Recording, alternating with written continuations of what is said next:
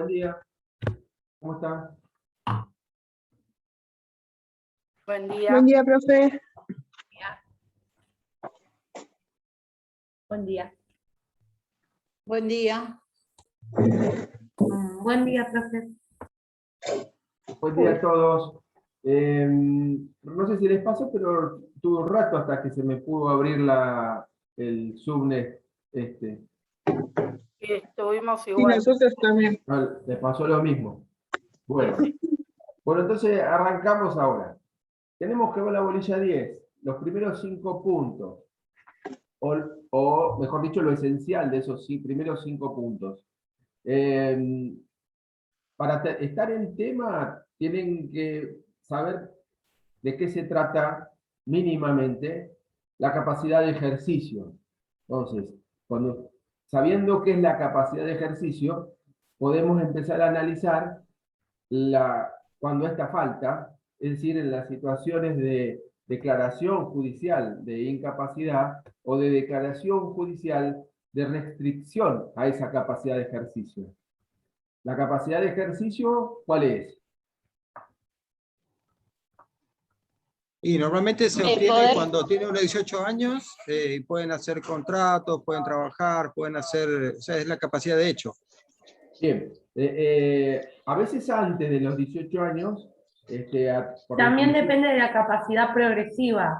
claro, antes, si bien como regla es la mayoría de edad, la que nos menciona Mariano, que es la que se adquiere la plena capacidad de ejercicio, mayoría de edad que hoy está establecida en la edad de 18 años, a veces en determinadas situaciones y para determinados actos la ley los autoriza antes de los 18 para celebrar determinados actos jurídicos puntuales, en pos de este principio que yo les dije de autonomía progresiva, de darle facultamientos para que pueda ejercer por sí, porque se entiende que tiene la edad o el grado de madurez suficiente como para poder celebrarlo por él mismo y sin necesidad de que intervenga su representante. Pero en la capacidad, también lo mencionó, capacidad de hecho, es decir, es la capacidad de obrar, de ejercer los derechos por sí mismo, sin necesidad de que intervenga otra persona. Diferente al otro plano de capacidad, que es la posibilidad de ser titular de un derecho determinado, que es la capacidad jurídica o capacidad de derecho. Ustedes ahí las tienen que distinguir, cuando estamos frente a una capacidad de ejercicio y cuando estamos frente a la capacidad jurídica de obrar. Por ejemplo, ustedes se establece en un contrato, se establece la ley la prohibición de que los cónyuges puedan contratar, celebrar el acto jurídico contrato entre sí. Bueno, está estableciendo una forma de limitación a su capacidad, pero esa es su capacidad jurídica, a su capacidad de derecho. Les impide ser titular de cualquier derecho que puedan hacer de ese contrato que la ley no avala, de ese contrato que es nulo. ¿Bien? No pueden realizarlo ni siquiera a través de un representante, a través de nadie. La ley fulmina con la nulidad al acto realizado cuando se carece de capacidad jurídica y no da ninguna posibilidad de remediarlo ni de subsanarlo. No lo pueden hacer por sí ni por otro. Cuando se dice que los jueces no pueden comprar, por ejemplo, celebrar contratos sobre los bienes, por ejemplo, el objeto o el inmueble que se está subastando en el juicio en el que él intervino. Hay una cuestión de moralidad y de evitar cualquier acto de corrupción que priva a ese funcionario de celebrar un acto jurídico, es decir, la compra de ese bien en el proceso en el que está interviniendo. ¿Se dan cuenta? No hay la nulidad que se establece en estos casos, es absoluta, no tiene forma de remedio y es una situación muy distinta a los supuestos en el que estamos hablando de las limitaciones a la capacidad de ejercicio. ¿Por qué? Porque la capacidad de ejercicio, como bien digo, es la posibilidad de obrar por sí, ¿no? De ejercer los derechos de los que uno sí puede ser titular y de hacerlo por sí mismo. ¿En qué situación? Entonces, en algunas situaciones la ley establece limitaciones de esa capacidad de ejercicio.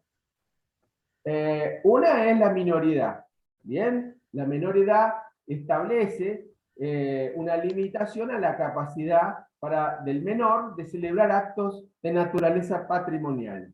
¿Mm?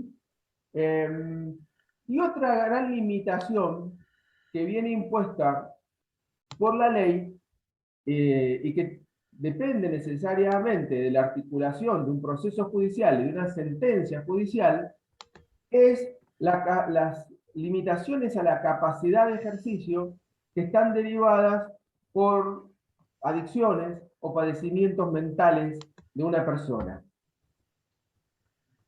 Este es el tema de hoy.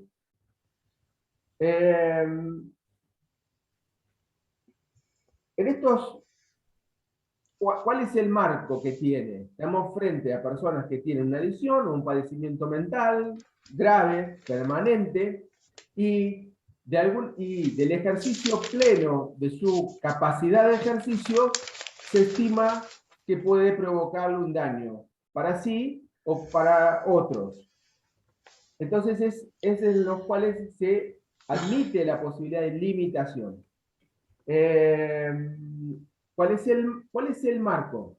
El marco mayor es, primero, tenemos las disposiciones del Código Civil. Primero miramos el artículo 23, que nos dice que toda persona humana puede ejercer por sí misma sus derechos, ¿sí? Excepto las limitaciones que están previstas en este código o que surjan en una sentencia judicial.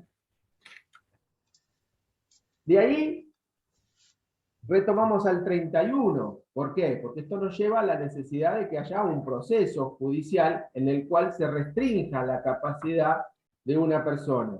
Entonces van a ver las reglas generales en todo proceso judicial que deben cumplirse para proceder a la restricción de la capacidad de ejercicio. En el 32 les van a decir cuáles son las dos posibilidades que existen para el juez. O restringe la capacidad de ejercicio o declara en última instancia la incapacidad de la persona. El marco mayor que le da el tema supranacional es la Convención de Naciones Unidas sobre Personas con Discapacidad.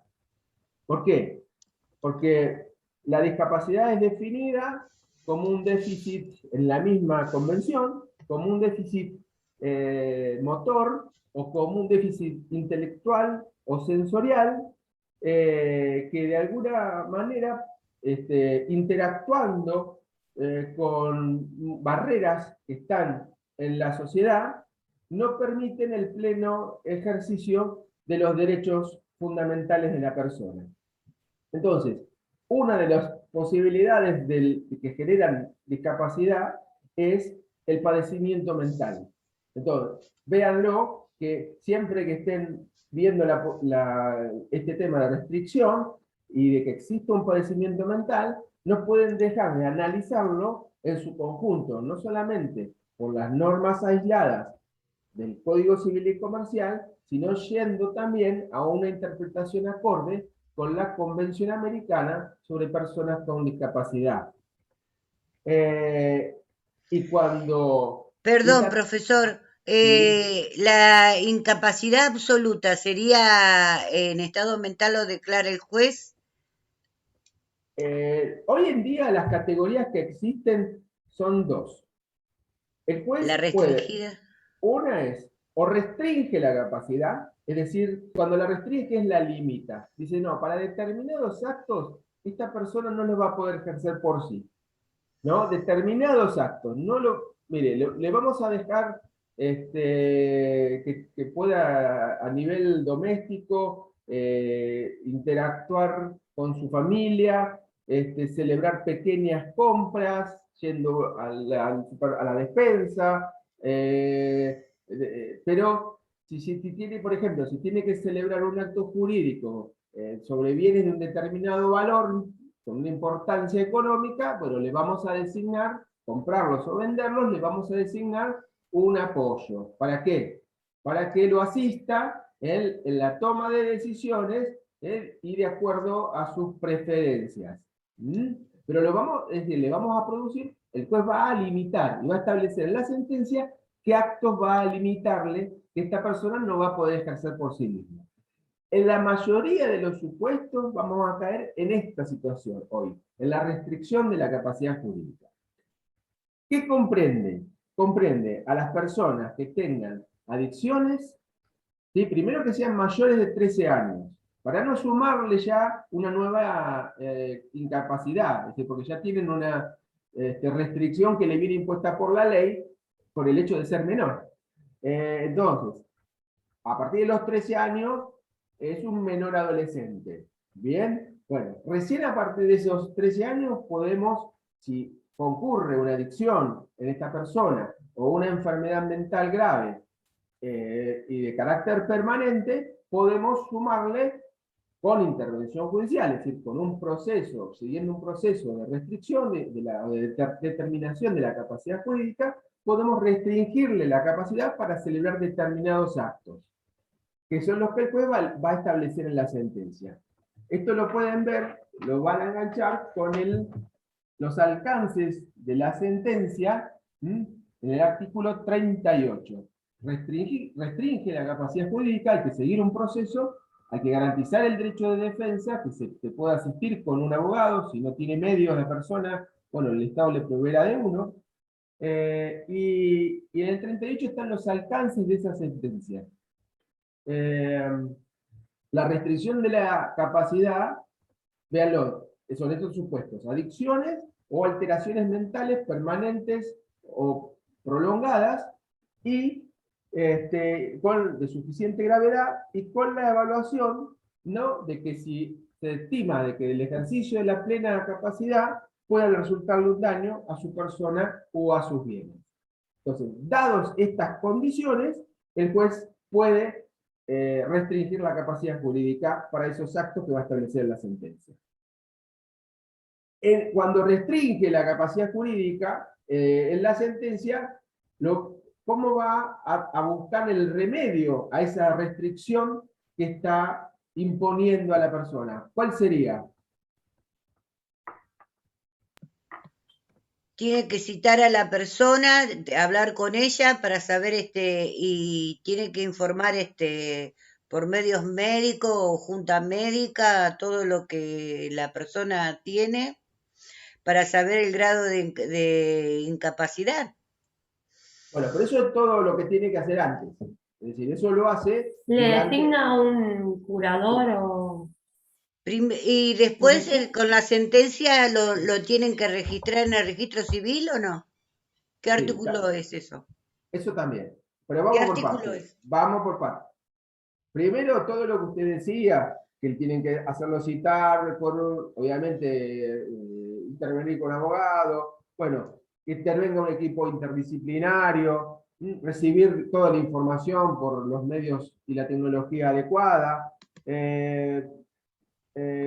priorizar por sobre todo la capacidad y solamente limitarla de manera excepcional y en la medida que sea para beneficio de esta persona. Y son las reglas del artículo 31, ¿no? Las reglas a seguir en todo proceso judicial en el que vamos a tener que restringir la capacidad. Vean las normas del 31. Cuando llegamos a la sentencia, tenemos la determinación de los actos que se le van a limitar, es decir, que no le van a permitir hacer por sí mismo. Y como medio de subsanarlo, no designamos curador, designamos un apoyo, ¿sí? Un apoyo cumple una función, es una persona que va a intentar colaborar y asistir a la persona a la cual se le ha restringido en la celebración de estos actos jurídicos que le están limitados, buscando priorizar las preferencias de esta. Si limitamos en un sujeto la posibilidad de comprar determinados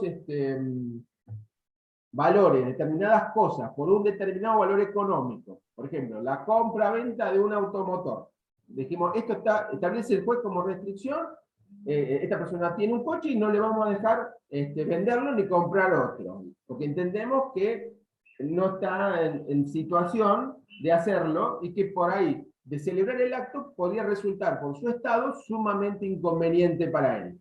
Entonces, ¿qué hacemos? ¿Qué hace el juez? Lo limita y le designa un apoyo. Es decir, que cuando quiera comprar el auto o que quiera vender el auto, va a tener que hacerlo conjuntamente con su apoyo, que le va a prestar asistencia, ¿bien? Y le va a prestar orientación, y le va a prestar también la voluntad conjunta para celebrar válidamente el acto jurídico. Y si este sujeto cuando vende el auto, después se quiere comprar otro, y va a necesitar también, porque el juez le pone como limitación, que también concurra el apoyo. El apoyo va a tener que buscar orientarse en las preferencias de esta persona a quien apoya. Es decir, que si la otra persona sí quiere comprar un determinado auto de modelo, marca y de determinado color, bueno, tenemos que orientar la decisión y la compra y el apoyo, su función, a preferir a la elección de esta persona que protege. ¿Bien? Obviamente sí, tiene los recursos económicos o como para comprar ese coche de esa marca, de ese modelo y de ese color. ¿Mm? Entonces, ¿lo representa el apoyo? Pregunto a la clase. Lo representa en el caso de que él deba decidir en las decisiones.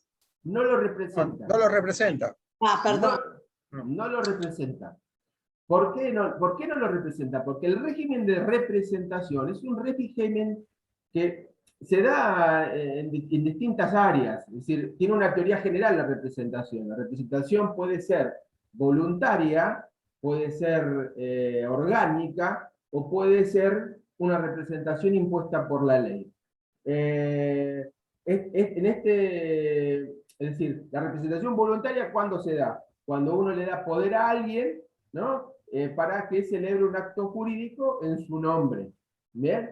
Se va del país y le deja a un apoderado facultades para gestionar y celebrar distintos actos jurídicos sobre bienes que uno tiene o que pueda tener en el país. Y lo doy voluntariamente. ¿No? Es decir, le otorgo el poder a tal o cual persona porque le tengo confianza. Y en el momento que dejo de tenerla, revoco el apoderamiento y hago cesar la representación. Caso típico, representación voluntaria. Representación orgánica se da en las personas jurídicas.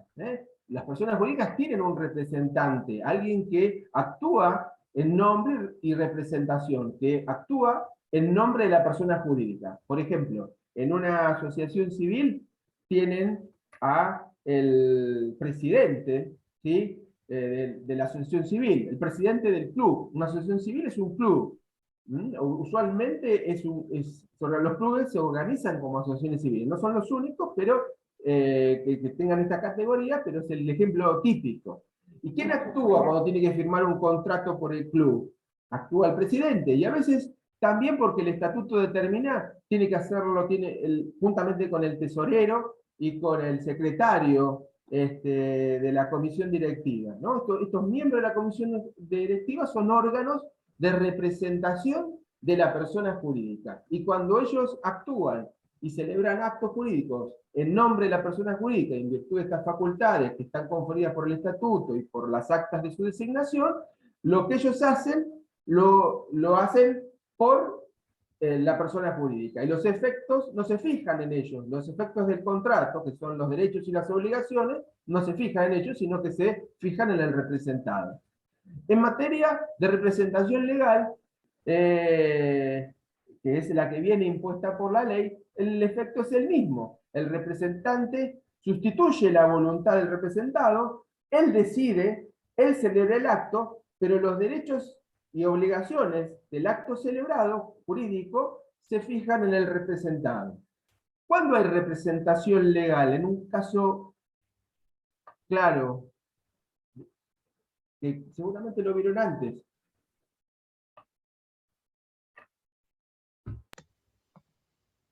¿Un menor de edad con los padres?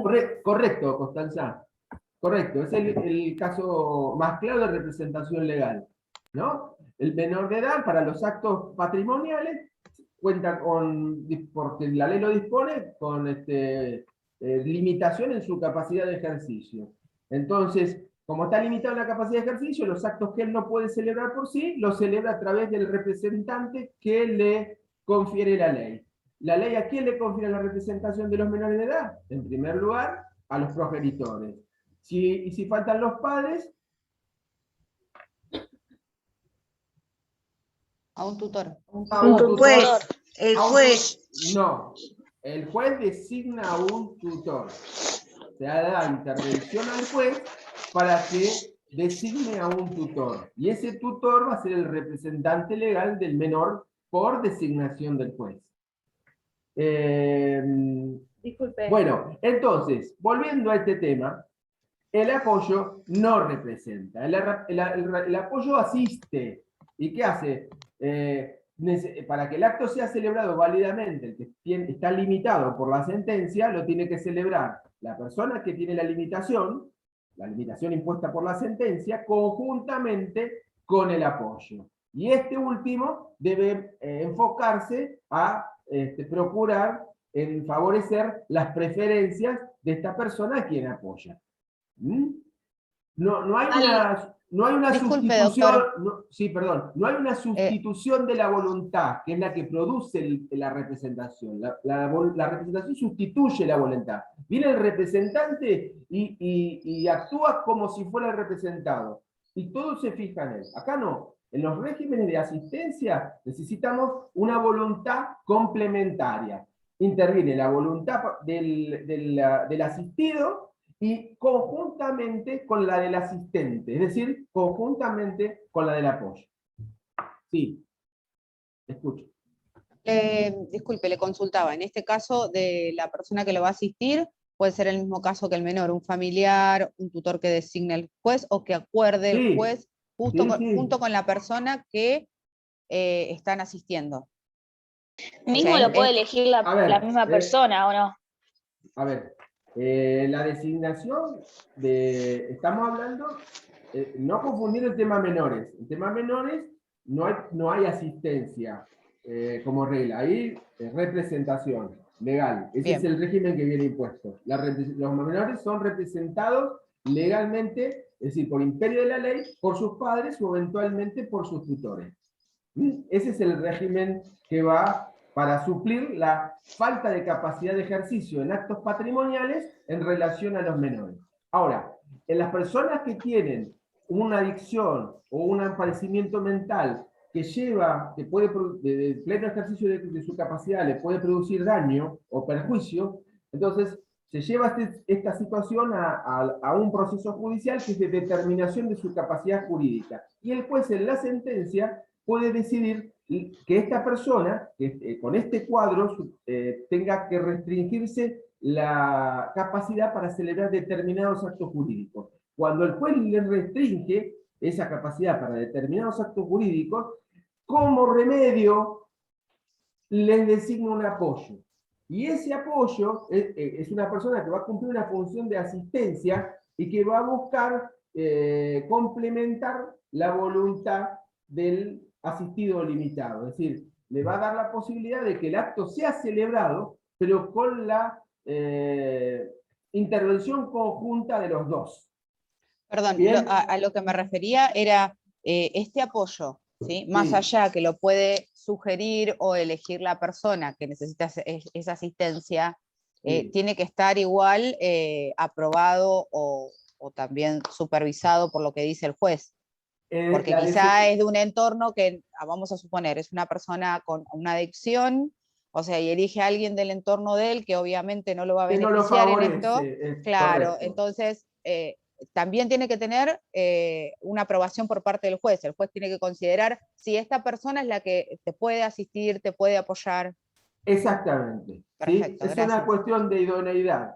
Y esa evaluación la tiene que hacer el juez en el mismo momento también que dicta la sentencia, o en un momento inmediatamente posterior, para saber cuál es la persona más apta, por más sugerencia que haya hecho el asistido, para cumplir la función de apoyo en función de sus limitaciones y de su contexto personal, social y familiar.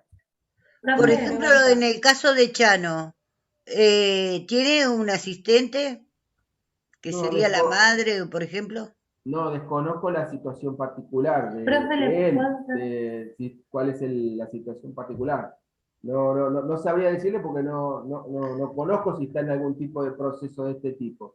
Perdón, un caso conocido es el de Britney Spears, que ella lo que le sucede es que obviamente por sus adicciones no puede manejar su patrimonio, ni tampoco, por ejemplo, el padre de sus hijas, porque forma parte de ese entorno tóxico que no la está acompañando, entonces designaron al padre y ahí está esa lucha que el padre la está limitando a ciertos gastos y ciertas decisiones para tampoco perjudicar a sus hijos. Sí, ese es un buen ejemplo, Eliana. Sí, es una situación paralela que sí se dio a publicidad y que sí se conoce en los medios que existe. Está transcurriendo en otro país, pero podemos encontrar un paralelismo con nuestras disposiciones. Podría llegarse a una situación similar de acuerdo a nuestras normas. Bien. Y la última consulta, disculpe, ¿todo esto pasa por supervisión también del juzgado? O sea, puede ser del juez o del secretario, decir, bueno, a ver, estos expedientes o estos casos hay que seguirlos y hay que seguir las decisiones, los gastos, todo lo que se va presentando ante ciertas situaciones, o sea, eso se sigue siempre. Sí, el control, el apoyo, si tiene designación control judicial, cada 3 años. va a tener... ¿Cada 3 años? Sí. No, el control, vamos a tratar de ir hablando así de a uno, porque si no nos vamos a cruzar y no nos vamos a entender. El apoyo está prestando una tarea bajo designación judicial, tiene que tener una supervisión necesariamente, y un control, porque en algún momento puede ser mala su gestión y necesariamente tenga que ser removido y tenga que ser suplido por otro. Sí, estamos en una situación de designación y de control judicial. Y fíjense que en ese control hay una intervención del Ministerio Público, porque el Ministerio Público es parte de todos estos procesos en los cuales se restringe o se limita la capacidad de la persona, o donde hay menores de edad involucrados, hay intervención en cada uno de estos del Ministerio Público, y a veces las decisiones judiciales se dictan a instancia de un organismo del Ministerio Público que interviene en este proceso. Profe, ¿le puedo hacer una consulta? Sí. En los casos de capacidad, que haya una capacidad jurídica por una adicción que esté limitada, que se da un apoyo, ¿ese apoyo puede intervenir en un caso de salud, tipo si es un adicto que necesita y el adicto no quiere, pero necesita ir a rehabilitación? ¿Puede intervenir en este caso el apoyo? Constanza. Es una pregunta muy fuera de tema, pero es adicción. Está bien. Es decir, sí, parémonos en una idea de capacidad de ejercicio que ha sido limitada por una sentencia. Esa sentencia que determina la restricción tiene como supuesto un caso, un caso de adicción, ¿sí? Entonces, hay que ver cuáles son las limitaciones que el juez le puso desde el punto de vista de la capacidad jurídica y cuáles son las funciones que va a tener que cumplir el apoyo que tiene que asistir a esta persona. Lógicamente que el apoyo podría proponer, porque esto nos lleva de la mano a otra cuestión que es la internación, ¿sí? Que viene con no ya un tema de capacidad jurídica. ¿Por qué? Porque la internación puede estar de una persona que tiene una enfermedad, un padecimiento mental, una adicción, que tenga restricción de su capacidad desde el punto de vista judicial, como que no la tenga. Pero puede determinar a tener que recurrir a la justicia para disponer esa internación. Y el apoyo podría tranquilamente tener legitimación y ser admitida como para hacer esa solicitud de internación. Tengan en cuenta que estamos si la internación es voluntaria, no hay discusión. La persona, por su propia voluntad, se quiere internar y hacer el tratamiento de rehabilitación. A lo sumo, la ley de salud mental le impone que si lo hace por más de 60 días, bueno, va a tener que prorrogar también por otros 60 días, y bueno, llegado el caso, si se lo supera, hay que dar intervención en la justicia. Pero cuando la internación es forzada, bueno, no se puede proceder porque sí. Hay normas a seguir y derechos fundamentales que hay que resguardar. Entonces, cuando vean internación, vean el artículo 41, ¿sí? A veces tiene que ser dispuesta por un equipo interdisciplinario la necesidad de esa internación y de que no hay otra alternativa terapéutica mejor, porque la internación siempre también es último recurso, sea para lo que fuere. No es lo primero que se recurre, sino lo último cuando nada de lo otro da resultado. Y en todo caso, cuando se puede proceder con un equipo, por decisión de un equipo interdisciplinario, en una evaluación que éste haga, pero necesariamente va a tener que tener un control judicial inmediato. La decisión judicial para la internación va a ser previa o frente a un caso extremo de daño y peligro concreto y real, es decir, que esta persona está en un estado borde que se está por suicidar, y eso puede ser con un traslado o un establecimiento hospitalario, se puede determinar por un equipo interdisciplinario que lo que necesita en ese momento es una internación, porque no hay otra alternativa mejor para evitar que se suicide. Entonces, en esas circunstancias, bueno, se recurre a ese último recurso, pero siempre tenemos que dar la intervención al juez. También es muy dependiendo del caso. Sí, por supuesto, es Claro. personal. Es personal y es el último recurso. Es el último recurso. Siempre se busca que a través de otros fármacos, que de una alternativa abierta, lo menos restrictivo de la libertad de las personas. Pero a veces ninguna de estas funciona y la internación es lo que queda y es lo que realmente solamente puede producir un resultado que se estime beneficioso. Y en ese extremo, bueno, hay condiciones para producirla por un tiempo muy limitado y sujetándola a un control judicial. Gracias, profe. No, por nada. Otra pregunta, había Carrasco Joana. Sí, profe, una consulta. Sí. ¿Y hay alguna entidad o alguien que controle que el representante legal esté tomando buenas decisiones con respecto a la persona que necesita ese representante? En el caso de que, por ejemplo, tome malas decisiones y esté perjudicando el patrimonio o la vida de la persona que representa. No, bueno, fíjense que ahí hay intervención, ya les digo, en ese proceso, porque si el apoyo no es un representante, el apoyo no es representante, sáquense esas palabras de la cabeza. El apoyo cumple una función de asistencia, y complementa la voluntad, no la sustituye la del asistido.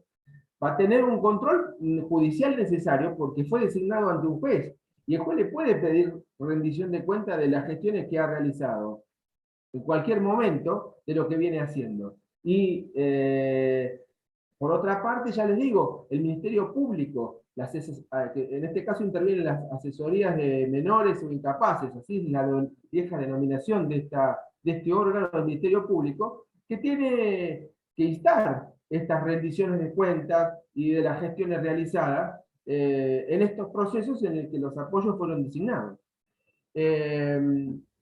Paula Martínez había hecho una pregunta. Sí, en el caso, o sea, puede pasar que la persona que se asigne, digamos, rechace o en algún momento no quiera tener esa responsabilidad con la persona. Sí, puede, tranquilamente. Puede, si la rechazan, ni siquiera lo designan. Buscan a otro. Y si renuncia, bueno, a lo sumo rendirá cuentas de lo que hizo hasta ese momento, y posteriormente, después designará a otro apoyo. Bien, bien, o sea que se sigue buscando, digamos, a un apoyo y no, o sea, se mantiene esto de la última instancia, digamos. Sí, no, es que la internación es lo último que se hace y es en un caso extremo. Si la persona no habilita, no da las circunstancias como para poder internarla, vamos a seguir buscando el apoyo para solucionar su limitación a su restricción a la capacidad jurídica. Olvídense de la internación. La internación es lo último de lo último. ¿Bien? Una pregunta. Y si a veces no se tiene en cuenta Por ejemplo, Perdón. Sí, en el caso de que tienen alteraciones mentales, hay alteraciones mentales que son por cuestiones orgánicas, es decir, que esa persona puede llegar a tener una faltante, no sé, por decir algo, de una composición química, litio, por decir algo, y hay personas que tienen alteraciones mentales porque tienen problemas psiquiátricos, es decir, ¿se diferencia eso o directamente es una alteración mental, ya sea por una cuestión orgánica o por una cuestión psiquiátrica? El código dice, porque acá está, es decir, el criterio médico nos puede interesar, que estamos frente a una patología o a otra, pero el tema es saber si es de suficiente gravedad y si ellos del ejercicio de su capacidad le puede provocar daño. Es decir, la alteración existe, y si existe, tanto en uno o en otro caso, y si hay una prolongación en el tiempo y tiene cierta gravedad, y de celebrar actos jurídicos, esta persona, por causa del padecimiento mental, pueda celebrarlo de manera inconveniente o perjudicial para sus intereses, o se pueda dañar a sí mismo, sí, estamos en el criterio jurídico que nos habilitaría a restringir. El criterio no es solamente médico, hay una base de un padecimiento mental. Usted me dice, por un trastorno... A ver, yo digo, hay personas que por ahí después dicen, bueno, somos una composición química, tenemos, por ahí el que es médico puede saber más, ¿no? Nos falta algún componente químico. Tomando esta medicación, después de determinado tiempo se estabiliza. ¿Puede volver después esa persona demostrando, obviamente, que esa discapacidad o esa alteración se ha regularizado y ya no la tiene? Sí, totalmente. Es más, por ahí ni llega a la restricción, porque, a ver, uno puede tener una alteración mental y lo soluciona, por ejemplo, la depresión es un padecimiento mental, es considerado por los médicos una enfermedad mental. Sin embargo, si uno puede controlar la depresión a través de tratamientos, a través de una medicación, bueno, y tiene una vida normal, puede llevar una vida normal, y ni siquiera nadie de la familia, ni ningún allegado puede advertir de que uno está o puede causar un perjuicio con su gestión, con los actos jurídicos que realiza. Es decir, el tema es que el criterio es médico, pero también es jurídico, y lo jurídico es, esta persona, si ejerce su capacidad plena, se produce daño, puede causarse un daño, puede perjudicarse a su persona o a sus bienes. Entonces, si no se dan lo uno con lo otro, no hay motivo de la restricción.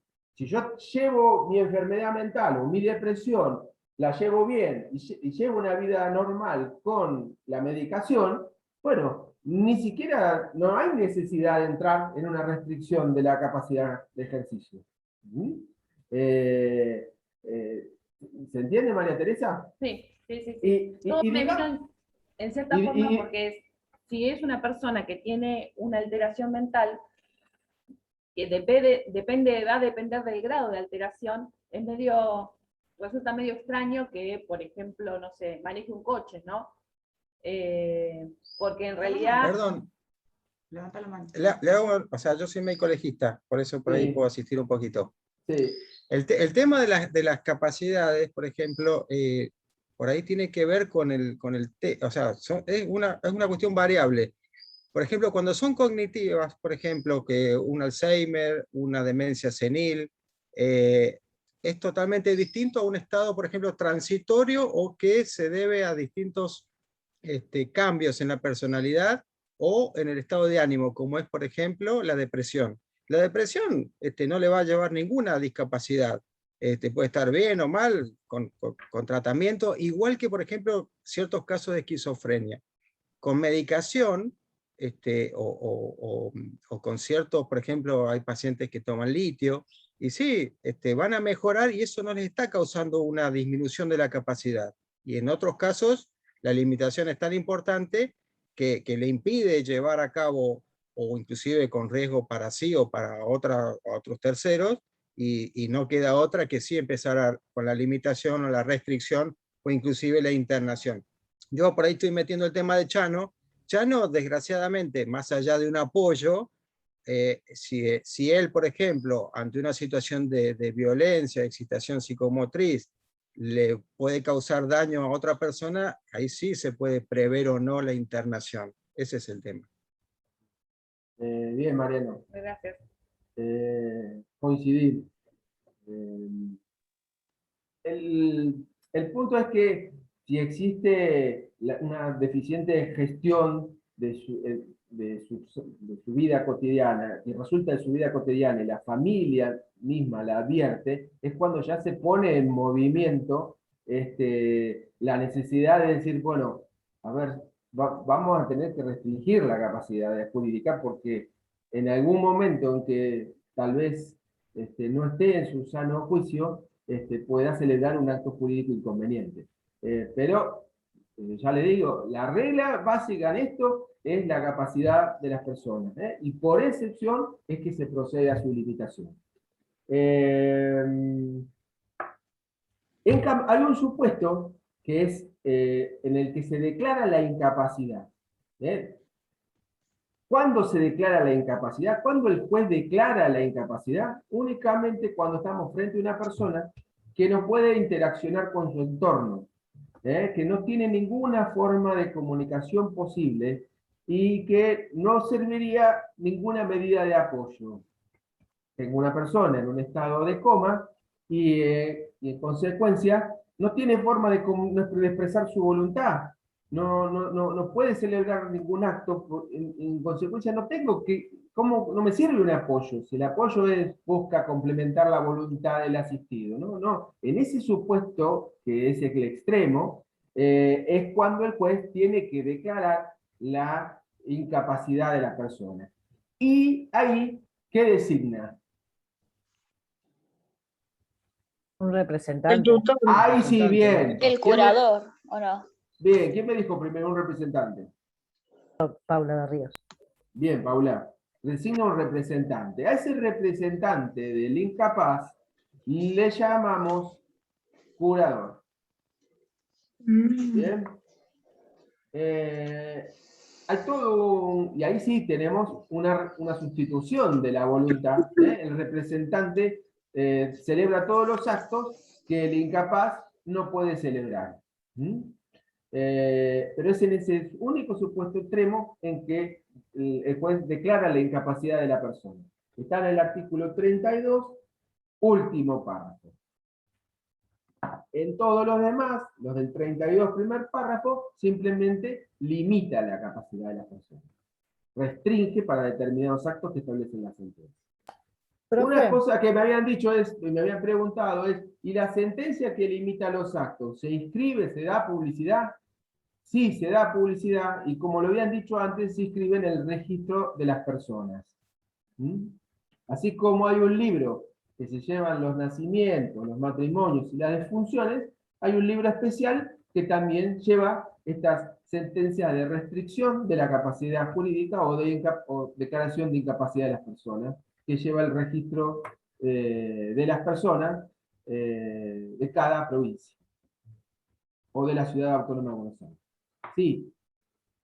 Yo me quedé en el tema anterior. Yo quería preguntar, ¿qué pasa si yo, por ejemplo, me designan un asistente y no quiero que esa persona sea mi asistente? Yo como persona, como la persona que Bueno, va a ser asistida.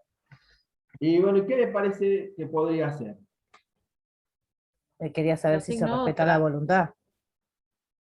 No, pero ustedes se acuerdan que entre los principios generales que tienen que rigen en todos estos procesos es que la persona tiene que contar con su abogado, ¿sí? Para que defienda sus intereses. Y si no tiene medios, el Estado le tiene que proveer uno. En todo caso, su abogado va a tener que plantearle al juez por qué es inconveniente que esa persona haya sido designada como su apoyo, que no tiene la idoneidad suficiente y que quiere a otro. ¿Mm? Tiene que hacer Lo el mismo planteo. sucede con las internaciones. Si la persona no quiere internarse, también el abogado va a intervenir para ver que no se interne o llegar a una situación moderada de no llegar a fin de internarlo. Correcto, que lo primero que va a ver el abogado, si tienen una internación forzosa, tienen una internación involuntaria de una persona, lo que va a ver el abogado es si se dan las condiciones para acceder legalmente a esa internación involuntaria. Es decir, si se dan las circunstancias del artículo 41. ¿Existió la evaluación del equipo interdisciplinario? Esto, si no lo internaban, había un riesgo inminente a la salud o un daño para él o para otro. No había otra alternativa terapéutica, no podíamos buscar otro remedio que no sea la internación. Bueno, eso va a ser la evaluación que el abogado va a ver si se dan las circunstancias para proceder a la internación. ¿Sí? Y en todo caso se lo va a plantear y se lo va a plantear el juez, porque recuerden que las internaciones vienen siempre de la mano de un control judicial inmediato o previo, ¿sí?, de la decisión y en todo caso del tiempo que va a durar. ¿Bien? Pero la internación es otro tema, porque se vincula con un derecho personalísimo que es con la libertad de las personas. ¿Sí? Y no lo relaciona, sí, uno lo puede relacionar con el tema de la adicción y de los padecimientos mentales que nos llevan a una internación. Pero no tiene que ver con que haya habido una declaración de incapacidad o con que haya habido una restricción de la capacidad jurídica. ¿Por qué? Porque la internación puede darse con o sin sentencia de restricción de la capacidad o de declaración de incapacidad. ¿Bien? Sepárenlo. Diferéncienlo. Cuando hablan de capacidad están hablando de un ámbito puramente civil, que es la capacidad. ¿Para qué se mide? Para celebrar actos jurídicos. ¿Se tiene o no se tiene? ¿Se tiene con limitaciones? Bueno, ¿cuáles son las limitaciones? ¿De dónde surgen las limitaciones? ¿Surgen de la ley o surgen de una sentencia judicial? En los casos de personas con adicciones o con alteraciones mentales, la restricción, la limitación va a venir necesariamente de una sentencia judicial dictada en un proceso judicial que se va a llamar de determinación de la capacidad jurídica, iniciado a pedido de las personas legitimadas en el artículo 33, y en el que se van a seguir todas las normas y pautas que establece el artículo 31. ¿Bien? Y va a definirse con una sentencia. La sentencia bien puede decir que no se dan las circunstancias como para restringir la capacidad, y puede rechazar el pedido inicial que han hecho los legitimados, o puede decir que sí, que corresponde restringir la capacidad de ejercicio de esta persona, que se dan los presupuestos del artículo 32, primera parte, o el caso excepcional del 32, párrafo final, y declara la incapacidad, y posteriormente se publica en el registro de las personas, para conocimiento de terceros. Eso dicho sucintamente. Pero eso, ya le digo, la capacidad va por un carril separado y con un proceso que es totalmente independiente al vinculado con las internaciones, con la necesidad o no de internar a una persona. Ahí ustedes en las internaciones tienen que apoyarse fundamentalmente en los artículos 41 y la necesidad del 42, que es el traslado, ¿sí? Porque no solamente es internar, sino que es también la posibilidad de, ¿podemos trasladarla a un centro hospitalario, a una persona sin su voluntad? Bueno, la autoridad policial puede, en circunstancias también excepcionales, y bueno, y después se evaluará si tiene que quedar internado o no. Y después, si tiene que quedar internada, va a necesitar un control judicial necesario e inmediato del posterior a la internación. Apóyense en el 41, en el 42, para hablar de internaciones, y apóyense también en la Ley de Salud Mental, que establece pautas que son similares y concordantes a estos artículos 41 y 42 en materia de internación.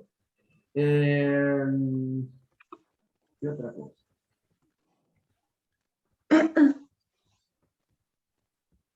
Cuando hablan de declaración de incapacidad que designan curador, y el curador es un representante, ¿se acuerdan que se dice que es un representante? Bueno, fíjense que la curatela también tiene todo un régimen de funcionamiento que está regulado en el Código Civil y Comercial.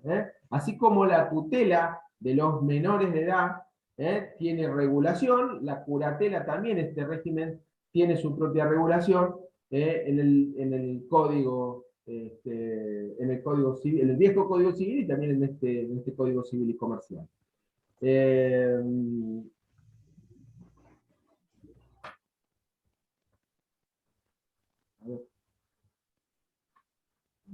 Disculpe, doctor, aquí en la Sí. unidad dice en el punto 5, ¿sí? Sí. Controversia al respecto. Eso es lo que hablaba una compañera con respecto a que puede ser que la persona, quizá la persona puede sentirse incapaz y no, y pedirle al juez que no lo represente nadie, que no lo apoye nadie. ¿A eso se refiere con la controversia? No, se lo cuento. En principio, bueno, ya dijimos, la declaración de incapacidad solo se da en un supuesto extremo, cuando la persona no puede expresar su voluntad de ninguna manera. Se imagina que si no puede expresar de ninguna manera, no puede ni siquiera pedir la declaración de incapacidad, no puede hacer nada. Lo tienen que pedir otros legitimados. El punto está en que si es coherente, es decir, porque el código lo que va de alguna manera es tratando de alterar categorías de capacidad e incapacidad y buscar algunos compartimentos que no sean así estancos ni limitados, sino una idea de restricción limitada o restricción excepcional, pero siempre como principio el de la capacidad de ejercicio. Ante cualquier situación de duda, uno tiene que plantear la capacidad. Incluso para celebrar ante un acto que es dudoso, no tenemos bien en cuenta si ha sido limitado o no, es la capacidad. Es decir, excepcionalmente solo podemos evaluar con la posibilidad de limitación. El punto está es si podemos tener una categoría, seguir manteniendo una categoría de incapaz. Si nuestro código no lesiona ninguna norma constitucional o convencional que establezca que ya no se puede declarar incapaces, que no puede haber personas que sean consideradas desde el punto de vista de su capacidad jurídica como incapaces. Ese es el planteo, esa es la controversia que se da. Nosotros tenemos declaraciones de incapacidad. En el caso del 32, yo creo que es un supuesto muy excepcional, muy extremo, y hasta se justifica. Pero, ¿qué ocurre? En el caso de menores también hay una declaración. Fíjense, el artículo 24 habla de personas incapaces de ejercicio. Ese es el título que tiene el artículo.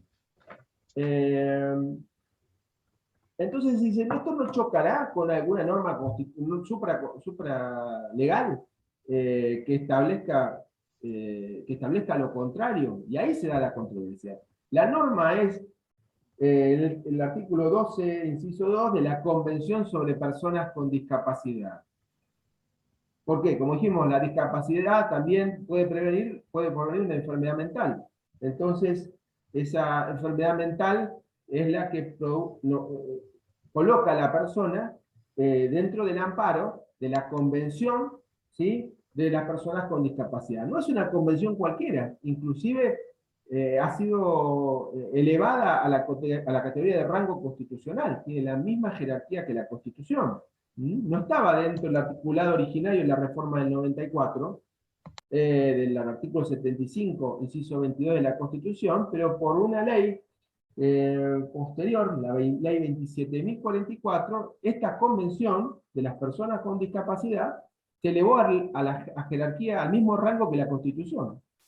Y dice que los estados parte, en este artículo 12, reconocerán que las personas con discapacidad tienen capacidad jurídica en igualdad de condiciones con los demás en todos los aspectos de su vida. Entonces, acá viene la discusión. No se estará, el Estado argentino no estará conteniendo declaraciones de incapacidad en sus códigos de fondo, no estará violando esta disposición supralegal que tiene jerarquía constitucional. En este punto se da la discusión de la constitucionalidad de las declaraciones de incapacidad, que hoy previstas para supuestos excepcionales en el artículo 32, inciso final del Código Civil y Comercial.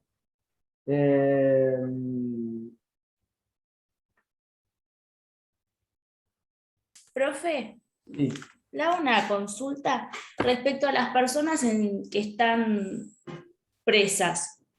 No se consideran incapaces de su capacidad de ejercicio, pero tampoco tienen libertad de ejercer plenamente todos sus derechos debido a la privación de su libertad. Sí, pero ahí hay una limitación que viene impuesta por el Código Penal. Sí, hay una parte en el libro de Rivera que habla de la ley 26.994, que dice que donde el fundamento de la restricción es la falta de libertad física del sujeto condenado. Sí, pero viene la limitación, viene impuesta por el Código Penal. El artículo 12, cuando impone pena de prisión mayor a 3 años, establece lo que siempre se entendió como una restricción o una incapacidad de ejercicio de la persona penada, para celebrar actos jurídicos de la vida civil. Tuvo su discusión, produce la suspensión de la responsabilidad parental, y eso tuvo correlato en el nuevo código. Ustedes ven las causales de suspensión de la responsabilidad, de la responsabilidad parental está esta pena puntual. Tuvo su discusión constitucional en el marco de los juicios penales. Hubo jueces que declararon inconstitucional esta limitación, porque establecieron que era una sanción excesiva, que contrariaba, que era una sanción que no era constitucional, y la han limitado. Sin embargo, hay tribunales superiores que han convalidado la restricción a la capacidad de ejercicio, ¿sí? Porque dicen que es como, creo que vos lo comentaste, es como consecuencia de la pérdida de libertad, del aislamiento, que es el impedimento para poder celebrar esos actos. Y también porque hay una cuestión de protección. Y ahí se llega al límite. Pues, bueno, una persona privada de su libertad podría, tal vez al celebrar actos jurídicos, se imaginan en un estado carcelario, podría disponer de sus bienes para seguir preservando su libertad física o su integridad física dentro de la cárcel. Entonces, es como que se ha admitido, ya les digo, algunos tribunales que son de casación penal han admitido la constitucionalidad de esta limitación. Existe, ¿sí? Está discutida jurisprudencialmente, pero está contenida dentro del Código Penal, del artículo, si no me equivoco, es el artículo 2. ¿Qué otra cosa? Quiero que vean también los principios de la Ley de Salud Mental, ¿sí? ¿Cuáles son las principales modificaciones que ha producido la Ley de Salud Mental, la 26.657, que con vigencia a partir del 3 de diciembre de 2010, por el cual se tiene por objeto proteger la salud mental de todas las personas que habitan el territorio, y el Pleno goce los derechos humanos de aquellos con padecimientos mentales que se encuentran obviamente en el territorio nacional y reconocidos por instrumentos internacionales de derechos humanos. Hay un cambio en esta idea de la persona con padecimiento mental, que viene impuesta por las normas internacionales y por esta ley que viene a recogerla. Y después ha tenido como contrapartida una adopción en el nuevo Código Civil y Comercial. Esta ley, 26.657, es una ley complementaria al nuevo Código Civil y Comercial. Lo era al viejo Código Civil y ahora es al nuevo.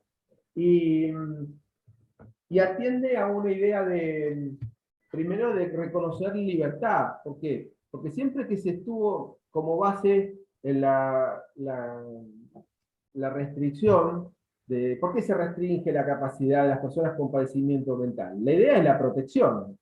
Si ejercen su capacidad, pueden causarse un perjuicio a sí mismas o a terceros. Entonces, vamos a protegerla. A ver, por tanto, protegerla, tal vez de manera, o sobreprotegerla, lo que hacemos es quitarle libertad. Entonces, eso es lo que se busca, la evolución de las ideas busca revitalizar y acordarse. No, está bien, acuérdense de que tiene que haber libertades. Libertades fundamentales también les corresponden y tienen que poder ejercerlas estas personas con padecimientos mentales. Ya sea que se les restrinja la capacidad o no se les restrinja la capacidad jurídica. Pero las libertades fundamentales, su privacidad, su dignidad, su honor, se las tenemos que reconocer. Inclusive su libertad. Por eso es que decimos, la internación es el último recurso, es excepcional. Porque ponemos en foco no ya tanto la idea de protección, ¿sí?, sino también la libertad que esa persona tiene que seguir teniendo. Esa ley puso límites en ese momento al poder de los jueces y también de los médicos psiquiatras, porque era el juez el que establecía la declaración de incapacidad en base al dictamen de los médicos psiquiatras. Y no había otro dictamen, era sobre la base de ese dictamen médico en el que se hacía lugar, se establecía la patología y su pronóstico, y en su caso se declaraba la incapacidad, pero no había otro informe o evaluación que pudiera ser considerada. Hoy en día, con esa ley introdujo la noción de la evaluación del equipo interdisciplinar, es decir, de profesionales de distintas disciplinas que tienen que intervenir en esos procesos. El psicólogo, el psiquiatra, el terapista, el enfermero, etc. Ese equipo y de esa evaluación que haga no solamente de si la persona tiene o no tiene la enfermedad, sino también de cómo es su contexto social y familiar y personal, bueno, es sobre cuya base va a salir una sentencia de restricción. ¿O no?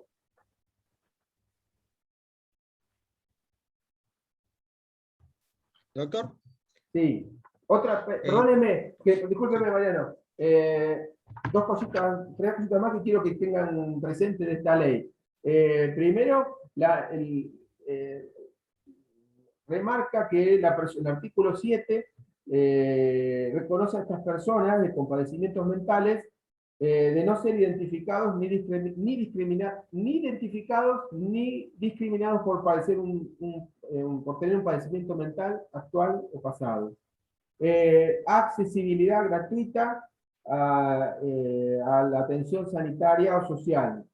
Y el modelo de desinstitucionalización, que es un modelo que busca que la atención de las personas con estos padecimientos se realice en hospitales comunes. Es decir, propende al cierre de los manicomios, de los establecimientos, es decir, sino que cada hospital tenga un área para la atención mental de los pacientes.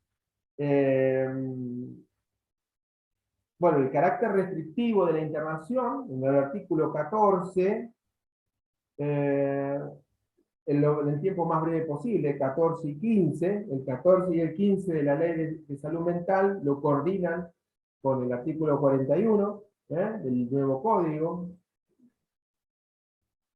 La prohibición de crear nuevos manicomios neuropsiquiátricos o instituciones de internación monovalente. Y bueno, el abordaje interdisciplinario que ya se lo mencioné. Que eso viene impuesto. Fíjense que el abordaje interdisciplinario ya hoy es moneda corriente. Está dentro de los principios generales del artículo 31. ¿No? Fíjense que la Ley de Salud Mental es del año 2010.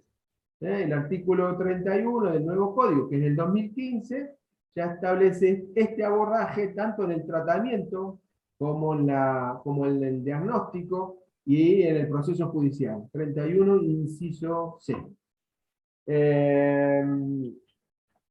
Y la idea de que, bueno, es decir, las personas con discapacidad, dice que la Organización Mundial de la Salud, que son el 15% de la población mundial.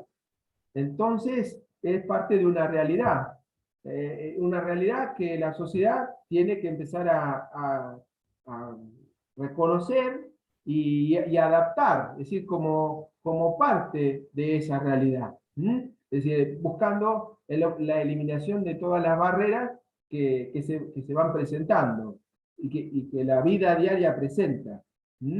Fíjense cómo venimos de una noción en la que decimos, no, lo catalogamos como demente, porque no hay otra, por maníaco, imbecilidad o lo que fuera, loco.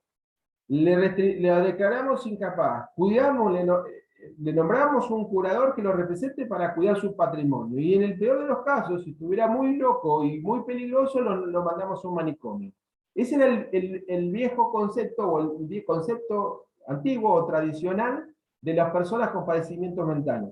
Fíjense cómo esto ha ido evolucionando, buscando en qué. Primero, mantengamos la libertad si existe una posibilidad alternativa de mantenerla, ¿sí? Por sobre la internación. Restringámosle la capacidad jurídica únicamente para los actos que estén limitados y que se pueda perjudicar. Pero preservémosle la libertad y la posibilidad también de autonomía, de tomar decisiones que de acuerdo con su estado y su padecimiento, más grave o menos grave, sí puede realizar. Mantengámosle el reconocimiento de sus derechos fundamentales y su autonomía para tomar decisiones. Punto. Mariano. Sí, había una cosita, por ejemplo, quería decir, por ejemplo, tiene que tener una periodicidad de informes al juez para seguir, por ejemplo, ese caso. ¿Por qué? Porque no se puede prolongar más de ciertos tiempos y ver si la capacidad esa se restableció o no, muchas veces, porque hay pacientes que están años y de repente ya está sano y el juez quiere saber si esta capacidad tuvo algún cambio. Eso por un lado, principalmente por la implicancia que tiene, por ejemplo, cuando pierden la capacidad una persona, por ejemplo, los hijos dicen, mira, mi papá es incapaz, no va a poder llevar la empresa, y cuando quieren acordar, el juez quiere saber si esta situación se sigue prolongando, y si el padre va a poder volver a tener esa propiedad, ¿no? de manejo de la propiedad. Y es importante en esas cosas. Otra cosa importante, antes que me olvide, es el tema, por ejemplo, artículo 28, de ahí de la Ley de Salud. Sí. Yo trabajo, por ejemplo, en un hospital también en Miramar, en la terapia intensiva, ¿no? Y de repente dice que se tienen que internar, por lo que usted decía, que no hay que tratar de evitar los manicomios, se tienen que internar en hospitales generales, cuando hay que internar. Hay que tratar o internarlos en hospitales generales. Y que en el caso de no tener una acogida a eso, por ejemplo, que digan los médicos, no, como yo no tengo psiquiatra, o yo no tengo capacidad, porque no tengo para poderlo internar a él, no se pueden negar a internarlo.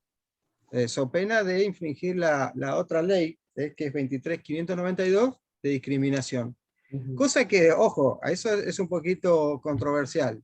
Yo siendo médico del hospital, es cierto que no puedo internar a un paciente psiquiátrico si nadie lo va a poder controlar. Necesita de un psiquiatra que lo pueda medicar y contener. Son pacientes que se arrancan sueros, se escapan, se quieren autolesionar, lesionan a otros. Entonces, ¿cómo hacemos con un paciente que tiene que ser internado en un hospital general porque lo dice la ley y no va a poder ser contenido? Es un problema. Sí, realmente es un problema porque, primero vamos a hablar del otro, del primero, de la revisión de la sentencia, ¿no? Tenemos una sentencia ya que restringe la capacidad, y ahí existe la obligación de revisarla cada 3 años. ¿Sí? Eso nació ya con la ley de salud mental, e impuso a los jueces la necesidad de revisar la sentencia, con esa periodicidad. Eso se mantiene en el nuevo Código Civil y Comercial.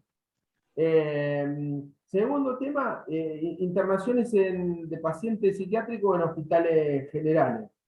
A ver, está establecido como una política de Estado, y en función de eso debería haber que los hospitales sean adecuados para recibir a esta gente, porque a veces uno dice, bueno, es la política que queremos seguir, que los manicomios los cierren y que vayan a los hospitales. Listo, está bien, estamos de acuerdo, o mayoritariamente se está de acuerdo, pero bueno, démosle los recursos a los hospitales para que puedan hacer las funciones que cumplían los manicomios.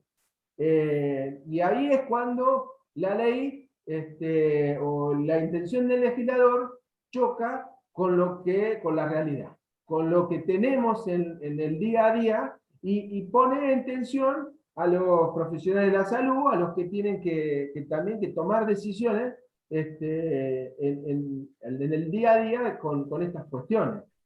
Se necesita que haya una adecuación, es decir, de que lo que la ley propone sea después por el poder político que sea volcado y que sea ejecutado, para permitirnos una interpretación clara de la norma y lo que es principal, poder cumplirla y ejecutarla, porque a veces nos encontramos con que no podemos, porque todavía los órganos no están creados, y hay limitaciones puntuales y físicas. Lo entiendo porque no solamente pasa en esa área, lo que se propone y lo que tenemos efectivamente en los hechos.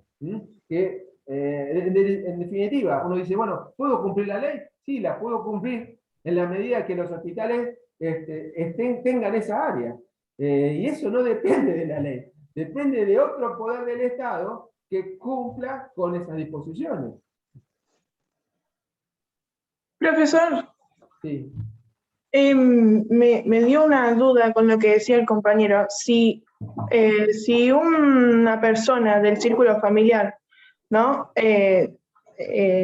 Sabe de que ese familiar tiene alguna, no sé cómo se dice bien, discapacidad mental o lo que sea. Por ejemplo, que la persona sufra de depresión, pero que sigue con su vida con normalidad, ¿no? Y él lo lleva eso ante un juez para evaluar esto de restringir la capacidad de la persona. Y se le hace una revisión médica correspondiente y efectivamente se comprueba que ese es el diagnóstico de la persona. La persona que está siendo ahí juzgada, ¿puede aún así, digamos, pelear por su derecho de capacidad? Sí, espere, antes que nada de responder la pregunta, cumplo con dar el aviso. Cualquiera de ustedes, que me lo pidió el doctor Ferredo, puede asistir a la clase presencial de él, que da hoy a la noche, en la facultad. Están todos invitados, y por eso cumplo en dar este aviso que me pidió el doctor Ferrero, este mensaje que les transmitiera. ¿En qué horario es, profe? Es a las 8 de la noche. A las 8 en punto, en la facultad, clase presencial con el doctor Ferrero. En respuesta a lo que preguntó Paula, Paula, tengamos en cuenta que el criterio para restringir la capacidad es médico, pero también es jurídico. No es cualquier enfermedad, es decir, es una enfermedad mental, pero a la persona la está limitando puede celebrar actos inconvenientes, se está perjudicando con el ejercicio de su plena capacidad. ¿Eso es lo que advierte la familia o no? Es decir, ¿por qué? Porque padecimientos mentales podemos tener, todos tenemos un poquito. No creo que entiendo. Entonces, hay que ver ese grado de gravedad que tiene y si eso está afectando su vida cotidiana. Entonces, en función de eso, algunos de sus familiares podrían, si se dan estas circunstancias, las dos, estarían en condiciones de solicitarle al juez. Son dentro de los legitimados. Fíjense que están los parientes. Dicen, el propio interesado, si quiere, lo puede hacer. El cónyuge, si no está separado, ¿sí? ¿Por qué dice si no está separado? Porque si no es un modo de molestarlo. Se puede imaginar que el cónyuge separado, por ahí como revancha, dice, te denuncio para que te restrinja la capacidad. Aunque no lo hagan, te denuncio. Te desacredito de esa manera. Entonces, ¿qué hace la ley? Cierra la legitimación. Dice, el cónyuge si no está separado. El conviviente mientras la convivencia persista. Los parientes dentro del cuarto grado, y ahí está la familia, ¿sí? Dentro del cuarto grado. Si fuesen por afinidad, dentro del segundo. ¿Sí? Se cortan. Afinidad son los parientes que derivan del matrimonio, el yerno, la nuera, la suegra. Hasta ahí está la legitimación. Luego el Ministerio Público. Si yo fuera un pariente o un amigo que veo que le está pasando algo a un amigo, tiene una enfermedad mental y esto lo está afectando seriamente en su vida de relación, en su vida habitual y cotidiana, y que esto lo puede perjudicar. ¿Qué hago? ¿Tengo legitimación para pedirle al juez que inicie este proceso de determinación de la capacidad? Pareciera que no, pero ya te digo, yo pongo este ejemplo de la depresión porque hay muchos grados de depresión y muchos episodios distintos dentro de lo que es lógicamente, sí, pero tiene que tener la gravedad suficiente como para poder establecerse que si ejerce su capacidad jurídica, esto le va a producir perjuicio. Y por ahí, si le limitamos la capacidad jurídica, ¿qué significa? Que esta persona no va a poder celebrar un contrato. Que no, ¿se dan cuenta? Que no, lo estamos exponiendo tal vez, tenemos que evaluar si no lo estamos perjudicando. Tenemos que tener muy claro de que esto lo hacemos en beneficio, porque es el único motivo que mueve a la limitación. Que estemos seguros de que esto le evitamos perjuicio o lo estamos beneficiando con esta protección. ¿Bien? No discuto cuántos grados de depresión hay, porque en realidad no sé. Pero el tema es, bueno, eso surgirá del abordaje interdisciplinario, determinar si es un cuadro de padecimiento que produce que se aconseja restringirle la capacidad. ¿Qué otra cosa? Yo quería hacer una consulta. Hay un caso particular. Yo tengo a mi tía en estado bastante depresivo, ha tenido varios episodios y demás, y me gustaría saber a ver si yo puedo ir ante el juez a pedir para poder ayudarla, una internación o una ayuda tiene menores, eso. Si usted es un pariente dentro del cuarto grado, si es su tía... Soy la sobrina. Claro, está dentro ella sería mi tía. Está dentro del cuarto grado, sí. Si se dan los presupuestos, el tema es cuál es el grado de la alteración mental, si eso le está dificultando su vida habitual, si está haciendo cosas que usted advierte que le son perjudiciales, y en función de eso podría... Ya está judicial. Bueno. Por eso consulto. Y bueno, si ya está judicial, supongo que estará sujeto a que lo que determine el juez. Habrá que ver el juez y el equipo interdisciplinario que determine si ese juicio puede seguir o si queda ahí. Porque a veces no hay motivo como para iniciarlo ni para continuarlo y se evalúa inicialmente. Y se rechaza liminarmente o se da curso si si en realidad los extremos se acreditan.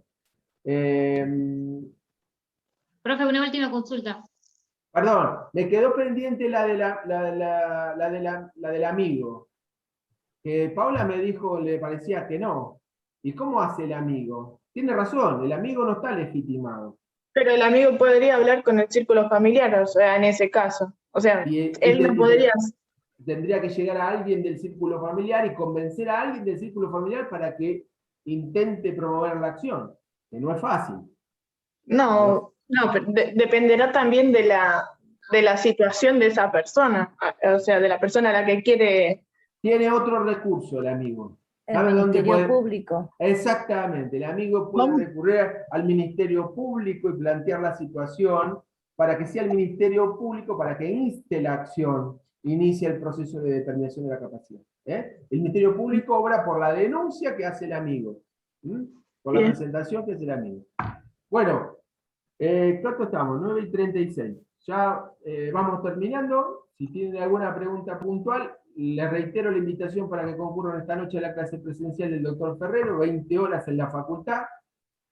Y le respondo alguna pregunta más y ya nos vamos. Una consulta. Sí. ¿Tiene un tiempo determinado? ¿O yo puedo pedir como que en 2 meses se me pasó la depresión y ya estoy bien? ¿O tiene... No escuché. Si tiene un tiempo mínimo, esa incapacidad por una depresión, por ejemplo. No es incapacidad, es restricción de la capacidad. ¿Sí? Restricción, sí. Es restricción, porque en eso es lo que yo, esta clase es lo que quiero que les quede presente. ¿Cuándo un juez puede declarar la incapacidad de una persona y cuándo un juez puede restringirla? En la mayoría de los casos, el 99% de los casos, el juez lo máximo que va a poder hacer es restringirla y limitarla para algunos actos. La persona va a ser capaz de ejercicio para todo, menos para lo que el juez le limitó en la sentencia. ¿Bien? Caso del 32, primer párrafo. Declaro la incapacidad solamente en el supuesto extremo excepcional del que no puede expresar la voluntad de ninguna manera, no puede interaccionar con su entorno de forma alguna, es decir, el tipo que está en el estado de coma. Ahí declara la incapacidad, único supuesto. Declara la incapacidad y designa un curador que lo representa. En los demás casos de restricción, solamente limita para determinados actos y le designa un apoyo que va a prestarle asistencia y va a respetar la voluntad del asistido en la medida de lo posible. Y me dijo, depresión. Bueno, ahí, depresión, pero bueno, la depresión no causa por sí, ni habilita por sí a que un juez restrinja la capacidad. Eso quiero que, puede ser un supuesto cuando es muy grave y es una alteración prolongada o permanente que esté afectando la vida de relación y que pueda ser perjudicial celebrar actos jurídicos. Entonces ahí es cuando el juez accede a llegar a la restricción, pero no lo hace porque sí, no es por cualquier depresión, sino que tiene que darse el criterio, el médico junto con el jurídico, para arribar a la restricción, que es una medida, ya les digo, reitero, excepcional. ¿Puede ser revisada? Sí, puede ser revisada. ¿Sí? El juez tiene el deber de revisarla cada 3 años. Y si uno fuera la persona a la que se le restringió la capacidad, te puede proponer que las circunstancias han cambiado, que ya no tiene esa depresión o esa alteración o padecimiento mental, y en función de eso, el juez tiene que evaluar dejarla sin efecto. ¿Bien? En la medida que yo le voy proporcionando y soy al cual se le ha restringido, tengo la posibilidad de asistencia jurídica y puedo plantear en cualquier momento que esa situación, ese estado ha cesado. El juez lo va a tener que hacer sí o sí, aunque yo no se lo pida cada 3 años. Pero si yo se lo pido y le aporto nuevas pruebas, ¿sí?, del cambio de estado, de que mi situación, de que mi padecimiento ya no lo tengo, y bueno, el juez tiene que revisar la sentencia y en su caso, si las pruebas son contundentes, tiene que dejarla sin efecto y hacer cesar la restricción. Y ahí hacia adelante. Cuando hace cesar la restricción, comunica al registro de las personas. Así como comunicó cuando dispuso la restricción. ¿Bien? Profe, una consulta. Con respecto a la persona que tiene problemas con el juego, ¿no? Yo más que la depresión por ahí lo llevo a esto de la persona que, una persona que tiene problemas con el juego y quiere rematar todo para seguir jugando. ¿Cómo entra dentro de esto mismo que estamos hablando? No, lo tiene que encuadrar dentro, cuando hay disposición de patrimonial dilapidatoria de los bienes, lo tiene que encuadrar como un supuesto de prodigalidad. ¿Sí? El pródigo del artículo 48, prodigalidad. ¿Sí? Pueden ser, ahí se los inhabilita. Es una forma de restringir la capacidad, se llama inhabilitación. Pero para eso el pródigo tiene que tener familia directa, tiene que tener cónyuge, conviviente o hijos menores. ¿Por qué? Porque cada uno en su caso con su plata hace lo que quiere. Pero si tiene familia, bueno, está poniendo en riesgo el sustento de su propia familia. Entonces, existiendo esta familia directa, existen los legitimados y las condiciones como para poder declarar la inhabilitación de esta persona.